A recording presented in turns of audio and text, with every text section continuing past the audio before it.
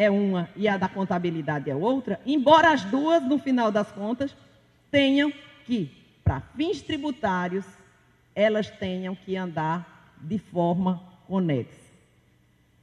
E aí, quando você está concebendo, está montando aquela operação, você já tem que ter o cuidado de juntar provas, documentos que posteriormente comprovem o propósito negocial, que aquela operação que foi feita é verdadeira. Por quê? Uma economia fiscal ilícita, e aí, veja só, hoje o ilícito não só que viola a lei. Então, você faz uma operação como essa de ágio, uma operação legal, dentro do espaço que a lei lhe permite fazer, e, posteriormente, ela é desconsiderada e considerada um crime, exatamente porque, como nós não temos uma legislação específica que permita o fisco desconsiderar, tudo para ele hoje é simulação, multa de 150%, crime, fraude, representação fiscal para fins penais, e aí o que é mais sério, pode trazer problemas também para o profissional que participe. Então, é importante sim que haja um cuidado, porque tem risco de sofrer sanções legais, receber multa de ofício qualificada, sofrer representação fiscal, risco de ter a reputação da empresa e do profissional associada a uma empresa que age de forma ilegal, compliance e accountable, risco de que no futuro inviabilize as atividades operacionais, e aí vem a famosa lei de lavagem de dinheiro, que quem ainda não teve a oportunidade de estudar, deve sim ter cuidado, porque isso pode, você posteriormente, em algum momento, ser responsabilizado. E atenção, todo mundo já conhece as DEMACs, são as delegacias dos maiores contribuintes, acima de 80 milhões, que tem débito anual em 2008 acima de 8 milhões, folha salarial acima de 11 milhões, débito de FGTS e INSS. Essas empresas que se enquadram nesse parâmetro são acompanhadas full time pelas DEMAC. Se você entra numa DEMAC dessa, eu tive o privilégio de ocupar a carreira de auditor fiscal e hoje eu estou advogando, pedi exoneração. Conheço bem como funciona. Essas DEMAC, você chega lá, tem assim, a ala do ágio, a ala de fiscalização por prejuízo, a ala de fiscalização do crédito, do preço de transferência. Então, todas essas operações hoje, elas estão sob uma nova ótica. E aí, lembrando sempre, você não faz uma operação contra a lei, nem que a lei vede, nem que a lei diz que você deve fazer de outro motivo. Você agiu dentro do espaço que a lei permite, mas mesmo assim vai ser autuado, vai ser penalizado. Em 2011, foram lavrados autos de infração na faixa dos 12 bilhões, e aí hoje tudo é bilhão, né, doutor Quirão? Você vê um auto de 100 milhões, um auto de 100 milhões, né? Tudo é bilhão. Você vê como é uma coisa tão grande. Isso para uma empresa, para uma economia, quando ela agiu de acordo com a lei, de acordo com uma forma de fazer negócios e fazer operações que até o ano de 2005 era aceita. E aí a grande mudança de paradigmas foi para a Receita Federal começar a atuar o ano de 1999 e o CARF, o Conselho Administrativo de Recursos Fiscais, que eu também tive o privilégio de integrar, a partir de 2005. Ou seja, procedimentos que a lei não veda, que a lei não proíbe, comportamentos que a jurisprudência era pacífica em aceitar, hoje já não aceita mais. Então, realmente, precisa-se estar alerta, porque mudou tudo. Aqui também tem as autuações das instituições financeiras. E qual é o foco dessas operações fiscalizadas? Doutor Quiroga já colocou algumas, e eu vou passar rapidamente. Ágio, ganho de capital, PRL, cobra-se a previdência, IPO, ações em bolsa, PIS, COFINS, créditos, conceito de insumo, operações de grupo pessoa jurídica, empréstimos entre empresas, holding, operações holding familiares sucessórias, operações que envolvam preço de transferência, remessas ao exterior, stock option, plano de previdência complementar. Esse é o mais novo. Ou seja, bancos e empresas que compraram planos de previdência complementar para seus diretores executivos, hoje está sendo desconsiderado como previdência complementar e está sendo considerado como salário. Então, você vê, faz-se um plano de previdência para os funcionários ou paga-se resultados e lucros para os funcionários, que a lei permite, é um estímulo da lei para que haja uma complementação de aposentadoria ou de salário. Posteriormente, tem uma autuação dizendo, ah, não, essa operação que você fez não é um plano, é um salário pago disfarçadamente, e há uma autuação com multas de 75% ou 150%. Aqui eu estou mostrando a jurisprudência, onde você via que até o ano de 2005 era assim, não é vedado, não é proibido, é permitido. Mas isso mudou. E aí o que é mais interessante?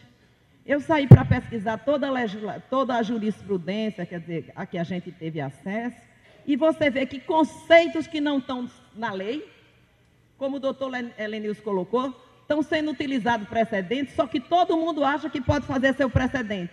Então, conceitos que não estão na lei tributária de infrações, estão havendo autuações e lançamentos tributários com base nela, ou seja, fraude à lei e abuso de direito, abuso de forma, empresa veículos sem finalidade negocial, negócio jurídico indireto. São conceitos novos que não há uniformidade na interpretação desse conceito. Só que hoje ele é parâmetro para autuação, para cobrança de multa e imposição de penalidade. E aí eu chamo a atenção também para a questão das regras contábeis para o profissional. Você vê que a própria deliberação CVM, ela já obriga o profissional, no momento de registrar uma operação, o que ele vai ter que considerar para ver se essa operação é verdadeira ou não. Ou seja, uma operação onde uma empresa que não tenha corpo gerencial próprio, autonomia administrativa, não contrata operações próprias, utiliza a moeda da investidora, etc., essa daí é uma operação que, na essência, não é uma operação real. E aí eu gosto sempre, fica todo mundo pensando, como é que a gente vê o que é essência, o que é forma? Vou dar um exemplo prático, muito simples. Homens, pensem numa mulher linda, maravilhosa. Mulheres, claro, pensem naquele homem lindo, maravilhoso, não é? E aí eu nem sei qual é o ator hoje que a gente poderia... Rodrigo Lombardi, né? Eu acho que ele representa bem. E aí você vê a forma, né? Lindo, maravilhoso, bem vestido, elegante. Só que aí ele abre a boca, você... Ele, Rodrigo Lombardi, não, estou falando esse que você está falando, pensando, né? Aí ele é um grosseiro, mal educado, ronca, não sabe se portar. Aí você vê o quê? Que a forma é maravilhosa, mas que a essência não coincide com aquela forma. Né?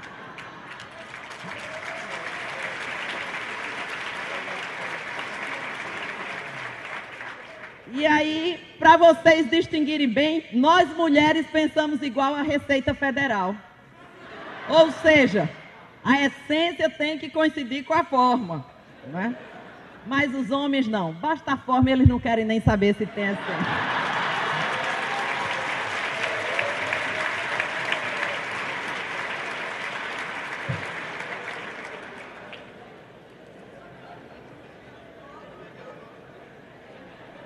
Bom, mas a cobrança do crédito tributário, não há uniformidade de critério. E é isso que nos preocupa como profissionais, tanto na hora de pensarmos uma operação, de aplicarmos o direito e de fazermos a defesa do nosso cliente. E aí, nesse ponto, embora estejamos contabilidade e direito com linguagens diferentes, a gente tem que ser igual a um casal de namorados, dar a mão, porque são os dois profissionais que têm que se juntar para conceber a operação, para prevenir essa operação de que ela posteriormente seja desconsiderada, e no momento da defesa também, por quê? Porque todas as provas que o direito vai utilizar, elas saem da contabilidade.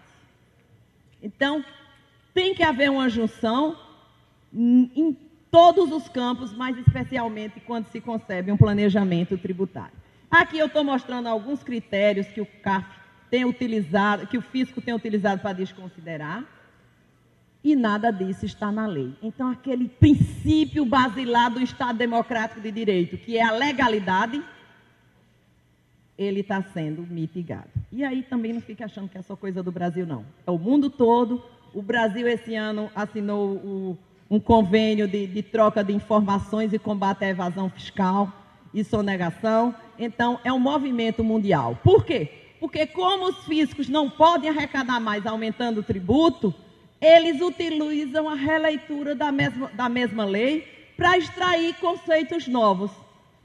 Só que na minha tese de pós-doutoramento, eu até digo, ele até pode fazer isso, mas tem que botar esse critério na lei.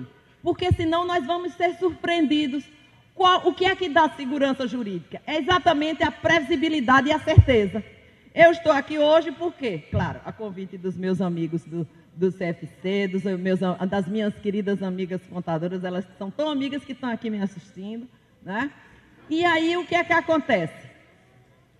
Nós temos que ter o cuidado. Por quê? Porque tudo que nós aprendemos e trabalhamos até hoje está sendo alterado. E está sendo alterado sem lei. Então, na minha tese pós-doutoramento, eu estou defendendo o seguinte: vamos estabelecer um critério para que uma operação não seja aceita. Estou sugerindo propósito negocial, que eu acho que é o mais objetivo, mas hoje está sendo tudo isso aplicado sem que tenha uma lei prevendo. E aí eu vou mostrar só para vocês uma operação bem interessante. Operação Casa e Separa, que foi julgada no CAR. No dia 29 de janeiro de 99, X e Y fizeram um contrato de associação. 30 de janeiro de 99, às 9h30 da manhã, os acionistas de Y fazem uma assembleia e integralizam capital. 30 de janeiro de 99, mesmo dia, às 14 horas, há uma cisão. Ou seja, um entrou com dinheiro, outro entrou com bens. Juntaram-se de manhã e à tarde separaram. Os acionistas que entraram com dinheiro saíram com bens, os que entraram com bens saíram com o dinheiro. Qual foi a lei violada? Tem no nosso ordenamento jurídico alguma lei que proíba que uma empresa se junte de manhã e se separe à tarde? Não. Essa operação foi feita para encobrir um ganho de capital? Sim. Poderia fazer, no nosso ordenamento jurídico não há nada que proíba, mas isso é um abuso. Isso é um abuso que afeta o quê? A concorrência, afeta a capacidade contributiva. Mas isso precisa estar na lei dizendo que essa operação pode ser desconsiderada e essa operação vai pagar um tributo.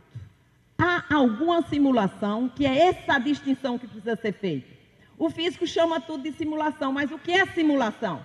Simulação é quando você esconde uma operação, você não formaliza, ou seja, a vontade querida não é a vontade realizada. Aí está tudo muito claro. Isso foi autuado, foi considerado como uma simulação, cobrado multa de 150% quando a lei não vedava. Então, isso aí é para que haja um alerta de que não pode mais fazer.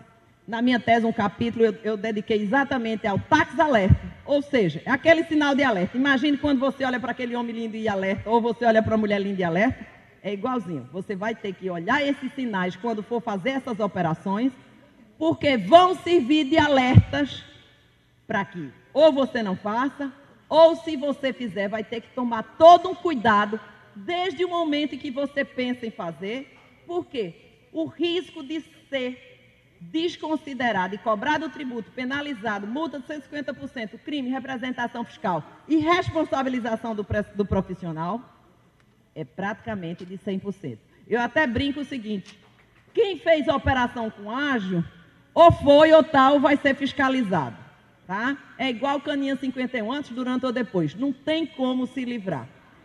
Quem fez compensação de prejuízos, ou seja, eu vou passar rapidamente algumas operações, depois eu posso disponibilizar os slides para vocês, mas qualquer operação dessa que você faça hoje, pode fazer a operação lícita, legal, formal, acontecida. Só pelo fato de fazer, ele já é um parâmetro para você sofrer uma fiscalização e a desconsideração. E aí você tem cisões, fusões, ágio gerado em operações na aquisição, venda ou troca de ativos, operações que possam gerar ganho de capital, operações entre empresas vinculadas, preço de transferência, operações de multa entre empresas vinculadas, operações com paraísos fiscais. Meu filho, deixa eu lhe dizer uma coisa. Olha, homem pernambucano adora falar, mas mulher pernambucana não para de falar de jeito nenhum. Calma, já estou acabando. Offshore, né? Outro dia eu estava numa reunião com o pessoal da fiscalização e a gente disse, um offshore. Aí o cara disse, offshore é sonegação. Quem disse? É uma forma de ter uma empresa. O que precisa ver é se acontecer a operação ou não, se essa operação foi realizada, formalmente correta, registrada. Mas não é bem assim. operações no Uruguai, só o nome Uruguai já é um parâmetro para dizer que houve sonegação. Nada contra o Uruguai, adoro o Uruguai. Emissão de Punta del Este, então, é um espetáculo, né? Emissão de debêntures, compensação de prejuízo. Eu fico louca quando alguém vai para um cliente meu e diz... Aí lá vem um cliente, doutora, olha, apareceu uma operação que diz que eu posso compensar prejuízo. Olha, não quero nem saber, viu? Você vai ser autuado, eu vou lhe cobrar 10% de honorário, né? Não existe mais essa possibilidade. Empresa sucessora, sucedida. Ah, mas a lei diz que a sucessora superavitária se incorpora a outra. Não interessa, isso está na lei, mas ao contrário, não está na lei, mas está sendo desconsiderado. Então, são esses cuidados que você tem que ter hoje, porque o que é que acontece? Você faz a operação que a lei não veda, não proíbe, e você corre o risco de ser desconsiderado, autuado e cobrado os tributos. E aí eu chamo a atenção, por que você tem que ter alerta, tax alerta com esse objetivo? Fins de prevenção, quando você for conceber uma operação, a estruturação do negócio. Outro dia um cliente me chamou para ver a operação, quando eu cheguei lá, sim, cadê o plano que você está fazendo? Alguém estava fazendo para ele. Não, doutor, mas eu estou aqui. Eu disse, espera aí, se você quer fazer uma operação de reorganização, nem uso mais num planejamento que já tem cara de sonegação. Você quer fazer uma reorganização societária? Porque você quer fazer isso, você tem que decidir com os acionistas, com os sócios, tem que decidir em assembleia, tem que conceber. Quem é que vai fazer isso? É exatamente o contador e o advogado. Daí porque a gente tem que andar de mãozinha andada agora. Entendeu? Quer dizer, sempre andamos, mas agora mais do que nunca, né? De preferência, aqueles solteiros e solteiras, se casarem, é o casamento perfeito. Muito bem. Prevenção, correção, ou seja, quem já fez essa operação e ainda não foi fiscalizado, tem a oportunidade de corrigir o caminho feito e pegar as provas, porque muitas vezes se faz a coisa rapidamente, de forma assodada, e deixa-se de documentar o que aconteceu durante o caminho. É importantíssimo. Como é que daqui a 5 ou 10 anos você vai provar o porquê aqueles fatos aconteceram, como aconteceram e se aconteceram? Fins preventivos, corretivos, probatórios, acompanhamento de fiscalização. É uma coisa que ninguém não dá importância. Meu Deus do céu. Eu já vi vários casos que o contribuinte deu um tiro no pé, porque na hora de informar, de acompanhar a fiscalização, deu informações de forma errada. Teve um contribuinte que ligou para o fiscal. Olha, doutor, isso assim, assim, assim. Aí o fiscal botou, conforme telefonema do fiscal. Aí eu disse, o senhor ficou louco, pelo amor de Deus. Como é que eu vou lhe defender? Não é? Então, você que está mais junto lá do cliente, você tem que dar o freio e orientar. O doutor Trevisan estava falando hoje na questão da autoestima do profissional. Eu acho que, realmente, o contador tem que assumir esse papel de importância dentro da concepção da estruturação do negócio. E não se limitar apenas a ficar lá digitando aqueles livros, os SPED, os negócios, lá nem sei o nome, SPED, nota E, não sei o que é que tem mais lá. Então, esse papel é importantíssimo e tem que ser ocupado por você. Para quê? Exatamente para facilitar o momento da defesa.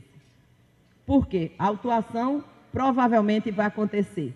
A diferença é que uma operação real, estruturada, querida, que tem propósito negocial, ela pode ser defendida no tribunal administrativo, às vezes nem tanto, né, doutor Quiroga, que o pessoal lá está tendo uma cabeça meio assim, mas você tem como apresentar uma defesa judicial. É interessante, poucos casos chegaram ao judiciário, chegaram casos de desconsideração de empresa com base no artigo 50, casos de ICMS também já chegaram lá com desconsideração, de simulação, e a gente não sabe ainda como é que o judiciário vai reagir a essa desconsideração sem base em lei. O doutor Helenilson colocou muito bem, nós estamos num Estado democrático de direito que a base é a lei escrita.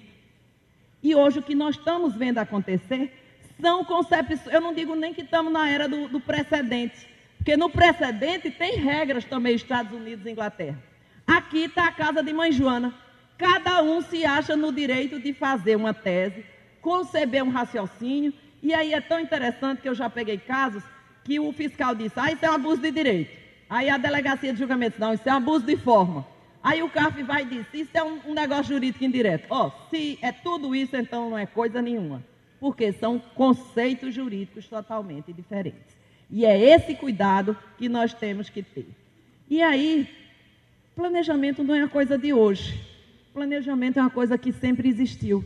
Estão vendo esse prédio aí? É um prédio lá europeu do século XVIII. É porque existia um imposto sobre janela. Dizia, quem tinha mais janela em casa era mais rico. O que é que o povo fazia? Fazia o prédio, desenhava a janela, deixava umas abertas, outras fechadas, e aí não pagava o imposto totalmente. Mas isso não é só lá, não. Estão vendo essas igrejas aqui? Igreja de Olinda e de Salvador? Você chega lá, estão vendo o quê? A igreja está linda, perfeita e acabada. No entanto, só tem uma torre. Por quê? Porque existia um imposto português sobre obra acabada. Então, como tinha duas torres e uma nunca acabava, a obra era sempre inacabada e nunca se pagava o imposto.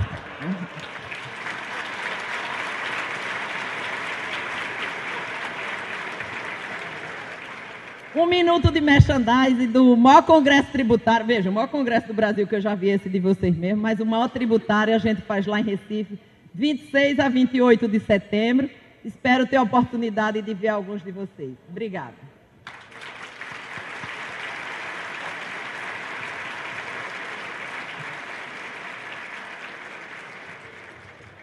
Desejamos agradecer a doutora Maria Ergo por essa magnífica apresentação. E eu quero devolver a palavra à mestre de cerimônia para finalizar. Vamos aproveitar a oportunidade para fazer a entrega dos certificados e de uma placa em aço inox fixada em madeira embuia de reflorestamento, em agradecimento aos palestrantes por suas contribuições. Primeiro, nosso primeiro palestrante, o senhor Roberto Quiroga, o senhor José Maria, fazer a entrega, tirar a foto. Agora a senhora Mary Elbe.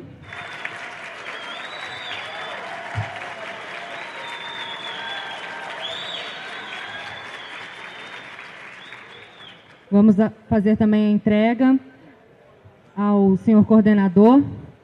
Quem vai fazer a entrega é a senhora Jaqueline Veneroso, membro do Comitê Científico do 19º Congresso Brasileiro de Contabilidade.